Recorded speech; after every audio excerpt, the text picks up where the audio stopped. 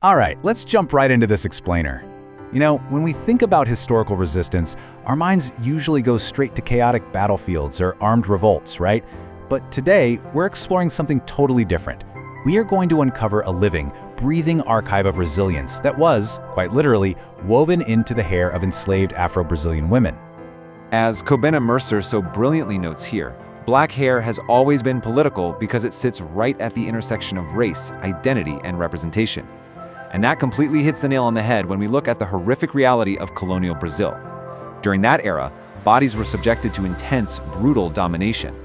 But amidst that crushing oppression, hair was never just decorative. It became this profound, everyday declaration of dignity and humanity in a world that was literally designed to erase both. Section 1. The Eraser and the Inheritance.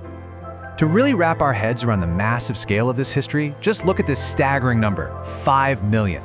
That's nearly 5 million human beings transported from Africa to Brazil between the 16th and 19th centuries, making it the largest slave society in the Americas. We're talking about people uprooted from incredibly diverse regions, places like modern-day Angola, Congo, Benin, Nigeria.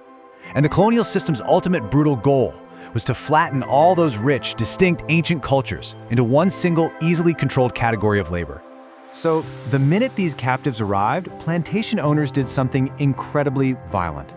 They shaved their heads. On the surface, the captors claimed it was just for hygiene, to reduce lice. But the deeper, insidious reality? It was to violently strip away their ethnic distinctions and enforce absolute psychological domination. It was an initial act of violent erasure, designed to make them feel totally disconnected from who they were. But hair inevitably grows back, right? And as it did, African identity grew right back with it. You see, the crucial point here is that hair was never just cosmetic for the people arriving in Brazil. Back in West and Central African societies, it was a highly complex language. Before the transatlantic slave trade disrupted everything, intricate braiding techniques were highly developed arts, mostly practiced by women. It's like a giant puzzle where a specific braid pattern instantly told your community if you were mourning a lost loved one, if you were of marrying age, your spiritual affiliation, or even your social rank.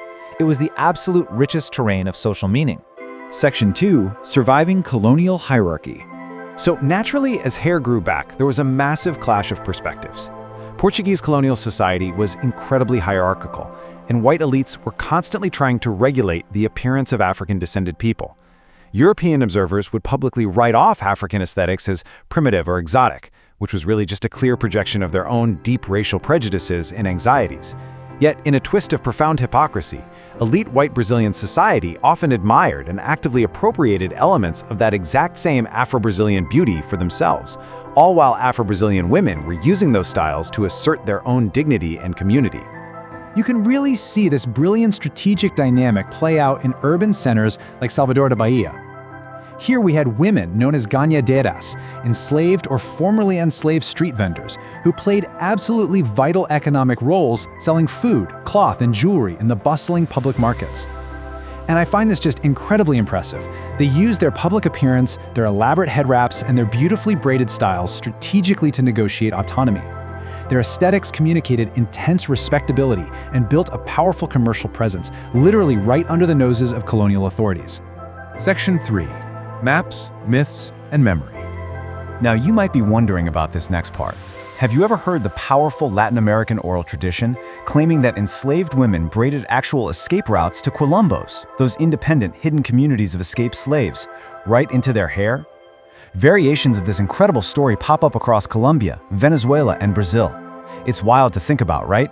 The idea that the very patterns woven onto someone's head could act as a literal topographic map, guiding a fugitive through the wilderness to freedom? While historians still debate the evidence of literal maps, the historical reality is absolutely undeniable. Braiding sessions functioned as covert communication networks and intergenerational archives of survival strategies. Think about the sheer time it takes to braid hair, hours upon hours. That time naturally created these intimate, hidden sanctuaries where women could pass secret information, whisper strategies for organizing resistance, teach forbidden African languages, and pass ancestral knowledge down. The head literally became a living library. Section 4. Sacred Crowns and Agency. To truly grasp this agency, we have to look at the African cosmology surrounding the head itself. Because the head was considered profoundly spiritually significant, as we see in the Yoruba concept of Ori, which encompasses your entire spiritual destiny and consciousness, hair became deeply linked to protection and transformation. In African-derived religions that survived in Brazil, like Candomblé, the physical body is revered as a repository of ancestral energy. Ritual shaving or meticulously crafting specific hairstyles could signify spiritual rebirth, deep devotion, or a highly respected rank within the community. Often paired with these specific braids were elaborate head wraps, known in Brazil as dorsos. And again, these weren't just fashion statements, they were symbolic reconstructions of African royalty and deeply important markers of sacred authority. For the powerful priestesses of Candomblé, their visual presentation conveyed extraordinary sacred authority to anyone who saw them. Their crowns weren't made of gold or jewels, they were wrapped and braided expressions of supreme human dignity, majestic presence, and spiritual protection. Section 5. The modern braided crown. Tracing this legacy across history, we can clearly see an unbroken thread of cultural resilience. It spans all the way from the earliest slave ships in the 1500s, right through to contemporary Black Brazilian feminism today. When Brazil finally abolished slavery in 1888, formal freedom unfortunately did not bring true racial equality. European aesthetics remained intensely socially dominant, dictating what was considered beautiful, but African hairstyles tenaciously survived and continued to evolve in the background. Because you see, the fight absolutely did not end with abolition in 1888. Today, modern Afro-Brazilian women continue to battle immense societal pressure to straighten their hair just to be seen as more professional or acceptable in corporate spaces.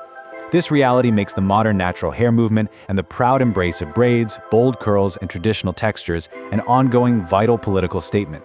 It is a direct, living continuation of that colonial-era resistance against colorism and suffocating Eurocentric beauty standards.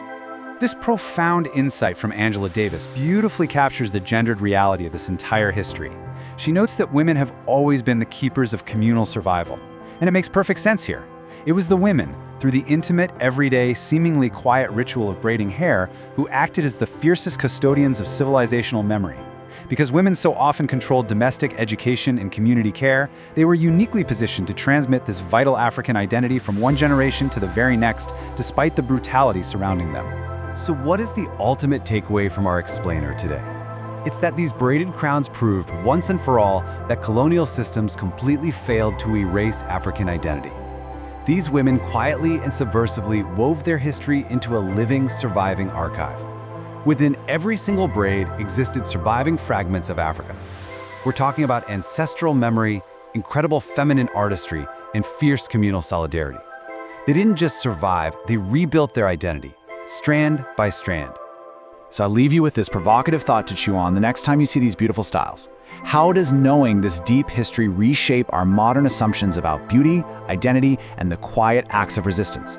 We so often think of resistance as something loud, public, and aggressive, but the incredible story of Afro-Brazilian women reminds us that sometimes resistance survives quietly in rituals of care, in profound acts of adornment, and in the patient weaving of memory into hair.